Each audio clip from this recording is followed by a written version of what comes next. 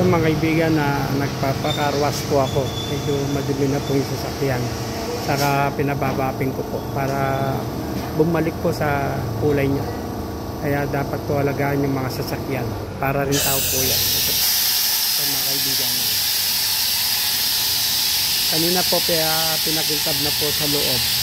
Kaya naman po iwawas po na nila.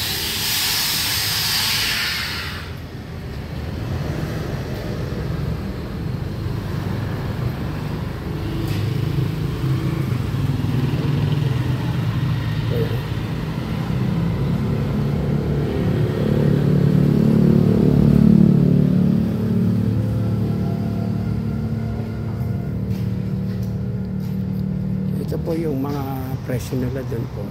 Presyo nila mga kaibigan. Yan, para mas maganda po. Kahit meron po sila yung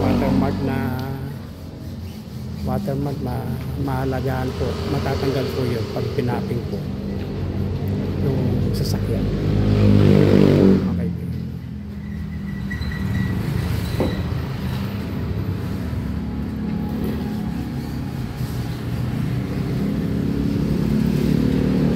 Ito po yung ano nila. Ito po yung area nila. Sa may kalulot lang po. Sa may kalulot, Sito San Fernando, Pampanga. So, malapit lang po sa Baptist Church. Yung ano yung peso, Del Carwas. Yan po pangalan nila, Del Carwas. Ang kaibigan. Ito po. Kahit tatlo, nag-engine wash din po sila mga kaibigan. Tatlo sa sakyan, pwede na ipagsabay-sabay. Ano po sila dito, staying po sila dito mga kaibigan. Kahit na gabi pwede po sila magkarwas. Kahit na galing kayo sa trabaho, pwede po sila mga kaibigan. God bless to all po mga kaibigan. Pagpalain nawa tayo ng Diyos sa bawat isa sa atin.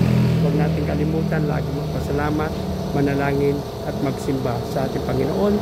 Sapagkat dyan po natin nakakausap ang Diyos sa pamamagitan ng pag-attend ng banal na misa. Pag po natin kaligtaan po yan, lalo po yung pagbabasa ng banal na salatan mga kaibigan. Pagpalain nawa tayo ng Diyos sa bawat isa sa atin. God bless all po mga kaibigan.